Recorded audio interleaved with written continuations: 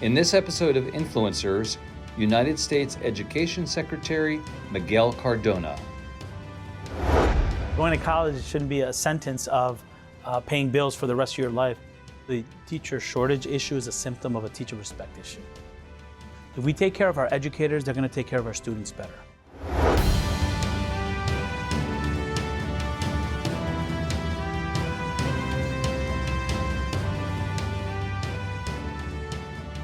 Hello everyone and welcome to Influencers. I'm Andy Serwer and welcome to our guest, U.S. Secretary of Education Miguel Cardona. Secretary Cardona, so nice to see you. Great to be with you, Andy. Thanks. So we're here in the Glendora, New Jersey, Glendora Elementary School Library. Tell us what we're doing here. We're here in Glendora Elementary School celebrating being a blue ribbon school. They've worked really hard to get this acknowledgement. It's like the Oscars for our elementary schools, and they've earned it. We were touring different schools, and we know that it's our time to celebrate successes and make sure that we're lifting up best practices. And Glendora Elementary School is one of those schools where you feel like it's a community, it's a family. Congratulations to them on their Blue Ribbon School. So talk to us a little bit more, Mr. Secretary, about your bus trip. Were you visiting elementary schools of excellence, or what was it exactly? Well, it was a back-to-school tour. It was called Road to Success. We want to make sure that after these 2 years, we're moving forward. Managing through a pandemic, we're going to do that, but that's a low bar. We need to raise the bar. We need to make sure that we're giving kids in our schools an opportunity to grow and do better. I have high expectations for this school year. There's more money in education now through the American Rescue Plan and the yearly appropriations of our Congress and our president. I expect more. Our kids have suffered enough, so this is the year where our road to success means we're going to have after-school programs. We're going to have community schooling. We're going to have colleges that are meeting the basic needs of students so they can succeed. And last month I saw all of that in the 6 states that I visited in 5 days. And you were really toured around on a bus. That's awesome. Yeah, it's a great bus. It's great pulling into an elementary school, seeing the kids cheering and happy, and it's just really celebrating education and the potential that the school year brings. Is America pretty much back at school, Mr. Secretary, right now? I mean, is remote learning pretty much in the rearview mirror? It has been for quite some time. Look, when we came in, only 47% of our schools were open full time when the president took office. Fast forward 6 to 8 months, we had over 98% open. And despite Delta and Omicron, we were able to maintain our schools over 98% open. 98% open. They're open full time, and like I said before, that's a low bar, having our schools open. We expect that. Now it's about what are we doing to make up for what our students missed, the missed instruction, the mental health supports that they need. This year, I really want to see across our country us raise the bar. Give kids more opportunity, not only to make up what they lost, but to be innovative and make sure that that love of education, that love of teaching, that partnership with families is more vibrant than ever. The White House recently said that there were some losses, some setbacks that occurred that we're having to deal with now in terms of education levels because of the pandemic. Are there things that your department is doing specifically to address and to make up for that lost time? Absolutely. It's true. I mean, the Nation's Report Card recently, nationwide data, reading and math scores showed a dip, a pretty significant dip. I think it was like 7 points in math, 5 points in reading. We have to make that up, and we have to make that up quickly. But we have more funding. We have the urgency. The Department of Education, what we've done is we've had webinars to share best practices. My bus tour last month focused on visiting schools that are doing what needs to be done to improve student achievement. We're focusing on targeting money toward academic enrichment, whole child support like mental health support. And we've also done programs like the National Partnership for School Success. And we also did programs like the National Partnership for Student Success that brought volunteers and different organizations together. We're asking for 250,000 tutors and mentors to help be a part of the recovery of our students and our schools. Is there any COVID testing going on in schools across the country, or is that pretty much in the rearview mirror? No, there is testing going on. What we're continue to do is follow guidance from CDC. When a community has high risk for transmission, that's when you're going to see more protocols implemented. But I think if we're sensible in how we're moving forward, not ignoring these mitigation strategies, I'd love to think it's over, but we still know that there are some places where the spread is high. The last thing we want to do is close our schools or limit students having access to teachers because of the spread. But I'm pretty thrilled. In my visits, it's good to see smiling faces. It's good to see families smiling, connected in schools and being able to learn without having to use mitigation strategies because they've done a good job before. Is there anything that we've taken away from the pandemic in terms of remote learning that can be applied going forward? I mean, is there a place for remote learning, maybe in elementary school education? Absolutely. As a matter of fact, I encourage the use of remote learning for innovative practices that can really enhance learning. I don't want to go back to the system we had in March 2020. That didn't work for all kids. There is a place for remote learning. It could be blended learning where you spend some days in the school, some days learning remote. But I remember talking to a student in rural America who said, I wish we had access to teachers that teach subjects that are not taught in my school. That's where remote learning works. Right. Or that child who's sick and can't be in the classroom physically, but can join the classroom. Technology should enhance learning, and remote learning does have a place. Or, we know a couple of years ago, many students were going in hybrid, meaning they were in the school for a couple days and at home for a couple days. What we could consider now is be in the school for a couple days and be remote, doing an internship for those high school students and learning remotely or connecting with your educators remotely. There's room for innovation in education, so we can raise the bar. And we're much more accepting of that now than we were before. It was either you're in or you're out of school. Exactly. Right, That's a very antiquated model if you think about it. We're working across the country in places that are hybrid. We need to be thinking about opportunities here with what we've learned in the pandemic. Not to mention, our broadband access is better. Now with the infrastructure plan going out, not having the internet is going to be a thing of the past. So we need to take advantage of that. Another constituent that is that you're concerned about are teachers, and they had it pretty rough during the pandemic as well. There's a teacher shortage. Talk to us about your thinking with regard to teachers. Definitely. Look, I feel the teacher shortage issue is a symptom of a teacher respect issue, really. And I started teaching fourth grade many years ago, and back then I was feeling like I have to prove that it's a profession, and still now as Secretary of Education, we still have that. And the pandemic really gave us a moment to reflect on the importance of teachers and the importance of schools, because when a school shuts down, the community shuts down.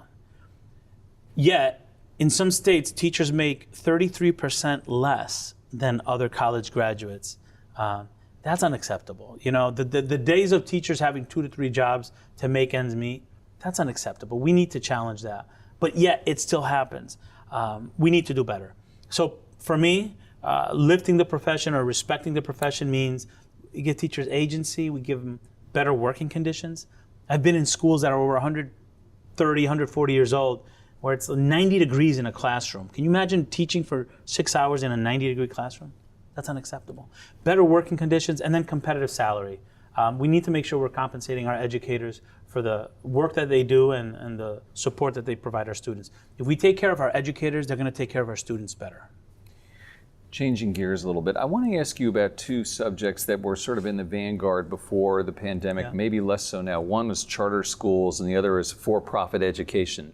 You don't hear so much about either one of those right now. Are they still key issues for you to understand and integrate with the system?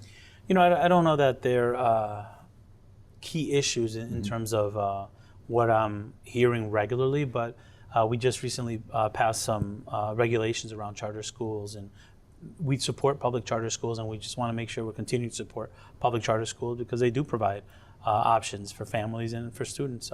In terms of for-profit, look, a lot of the work that we've done is really regulating to make sure that for-profit institutions are not making profit off first-generation college students who are being misled or are being lied to. That's not all of them, right? But the majority of the cases that we had to intervene are for-profit institutions that are really looking at our students not as future students but as prey, where they can take advantage of them and sell them a dream and put them in debt and then not deliver on. So we've been focusing on that. I mean, what we did with the loan discharges, Corinthian, ITT, DeVry, there are some out there that we really have to be careful about, and it's our job to fix a broken system.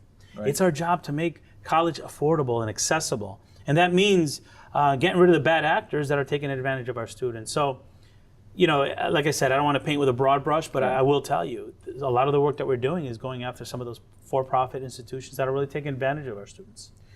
And what about those who question the value of higher education, saying it's too expensive to go to college, it's not even worth it, look at the payoff. How do you feel about that?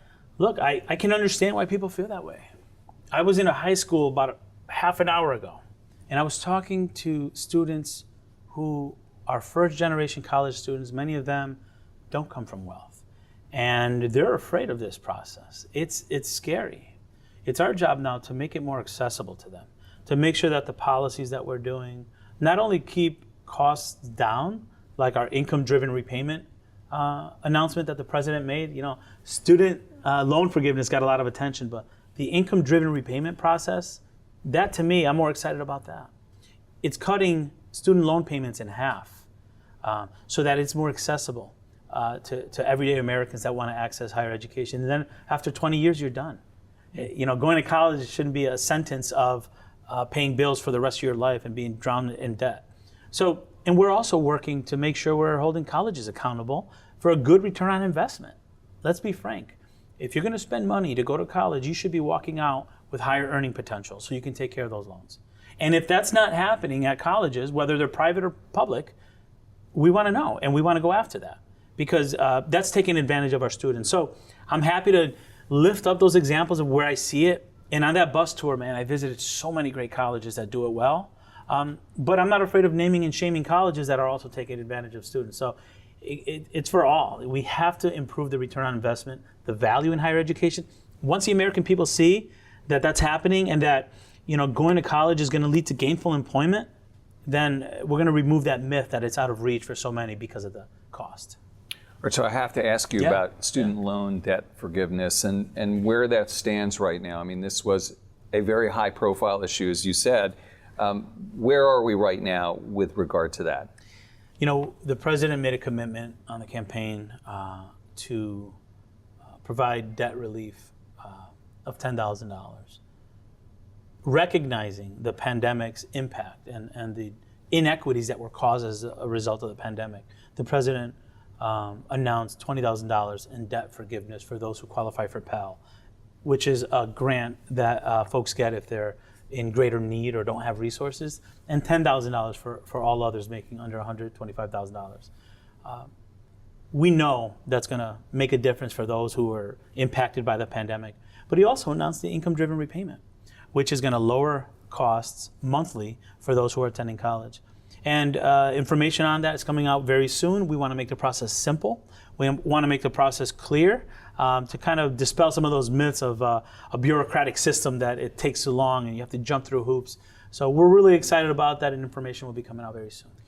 It did become a bit of a lightning rod, though, and I'm wondering if you have any thinking as to why that is the case. Some people were very excited about it. Some people were a little unhappy about it. Well, look, you know, as a first-gen college student myself, as someone who, even though I have much more than income than other people going for college, and I'm thinking about my children going to college, I recognize I have to plan for that, I have to budget for that.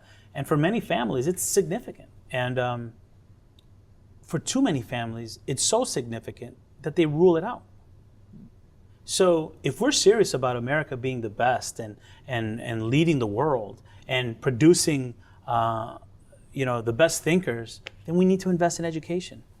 But it's almost hypocritical for folks to be complaining about this, yet applauding what we did to keep businesses open during the pandemic through our PPP program. It's even more hypocritical that some of those same people that are complaining voted to support a $2 trillion tax rebate for people. 85% of those people made more than $75,000, the people that benefited from it. With this plan, we're projecting 90% of the people that are going to benefit from debt relief are people making under $75,000.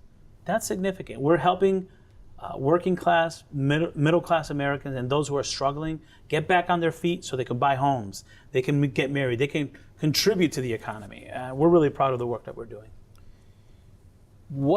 In what ways will the Education Department educate Americans about the program? How are you going to tell people about it? You know, we've been working really hard at FSA to make sure that the process is simple. A lot of people have frustration and trauma over experiences that they had applying for public service loan forgiveness, for example. They've been waiting on the phone for hours, or in the last administration. What we're trying to do is simplify the process. We're asking folks to go to studentaid.gov/debt relief. Sign up there to get emails, so when information comes out, they get it directly from us. We want to make the process simple, clear, and we want to make sure that the user experience is a positive one.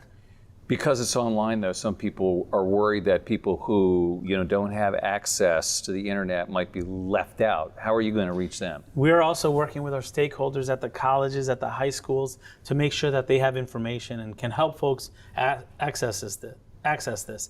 We have we're going to be employing navigators to help in our communities to get the message out, to make sure that these folks get the benefits. And we've seen this before. I visited during the bus tour. I visited with the second gentleman. I visited two events, one with the second gentleman, where there was a clinic being put on by their local union telling educators how they can access public service loan forgiveness. And there were people there who are helping those who are eligible for it navigate that process.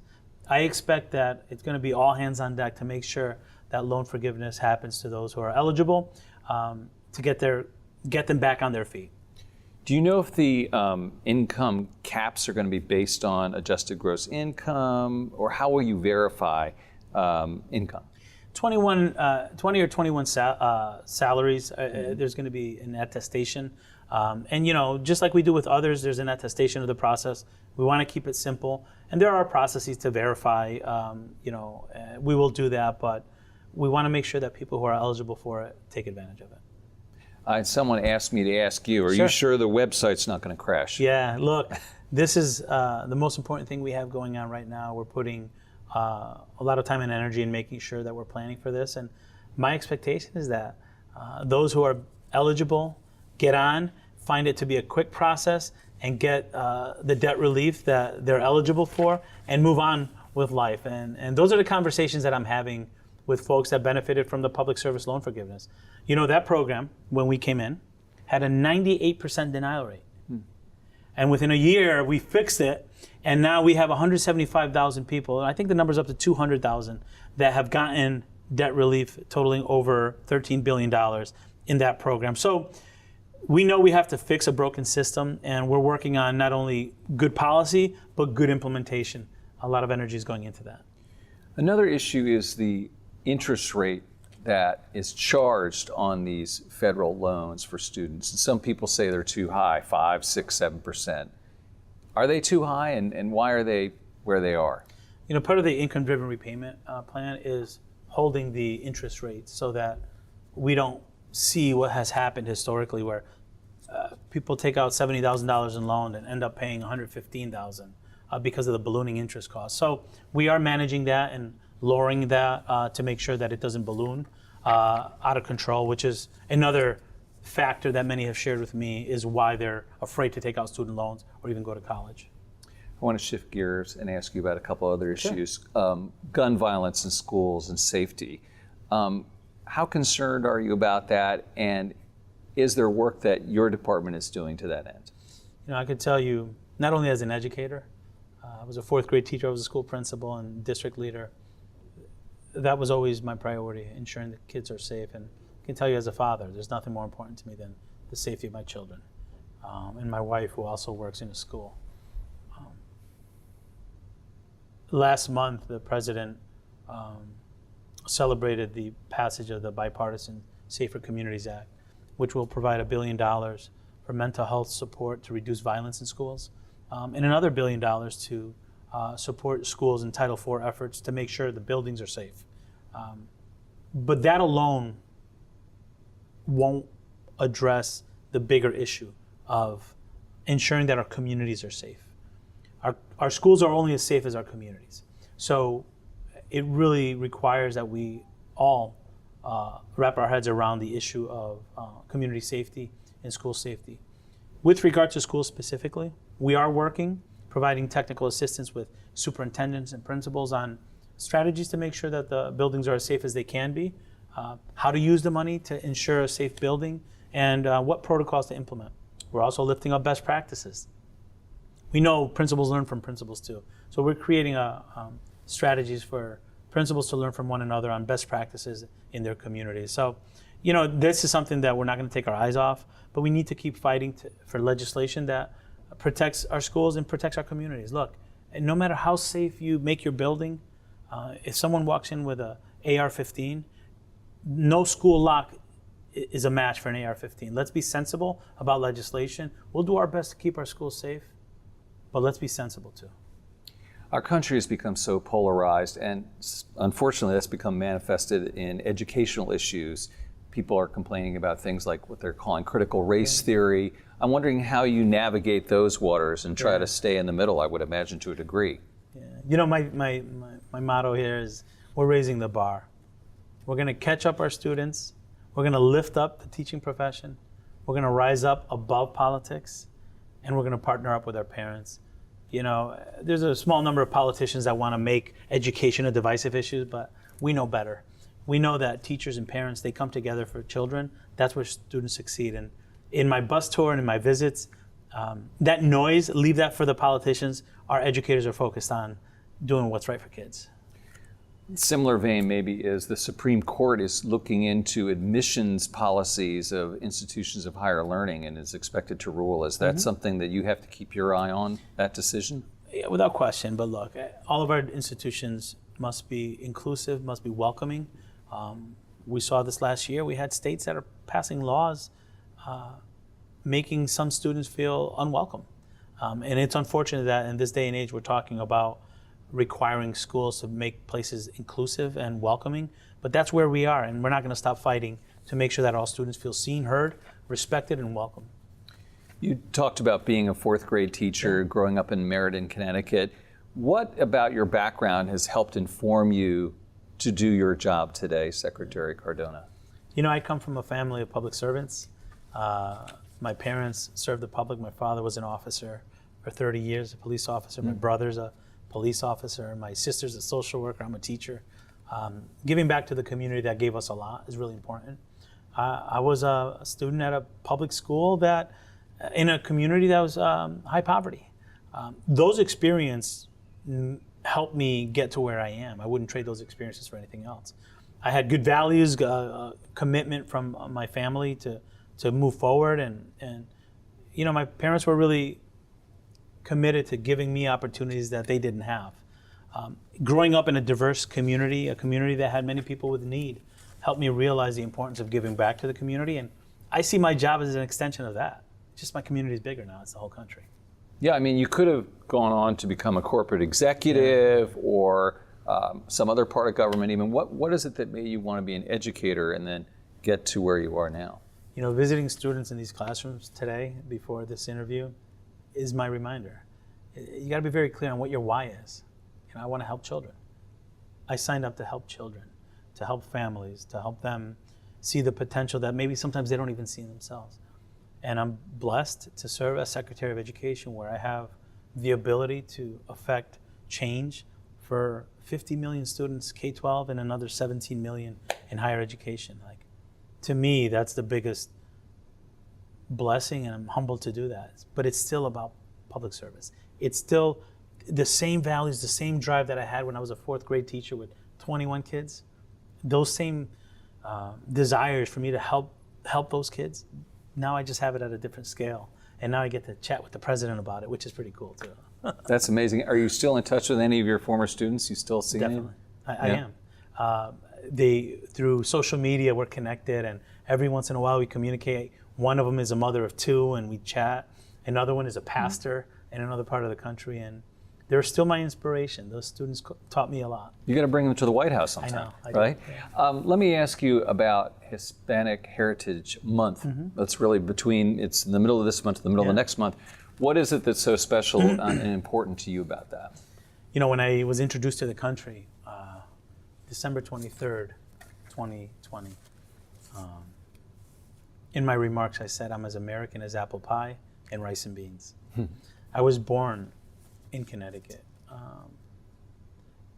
Celebrating the Hispanic culture for me was a sense of self-identity, self-pride, knowing who I am, my roots, and the value system that got me to where I am today. So I honored that. And you know, for me, I tell students all the time, being bilingual and bicultural is a superpower. And it's not just language. It's helpful for me to know Spanish. I can do interviews in Spanish. I can talk to parents that only speak Spanish. I can talk to millions more around the world.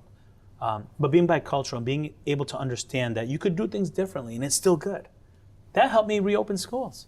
I had to take different perspectives, different from my own, but I had to learn how to navigate that and welcome that and accept that in order to get to what we needed to do. And so for me, Hispanic Heritage Month is an opportunity to celebrate being bicultural and all the beauty of the Puerto Rican culture that helped me get to where I am.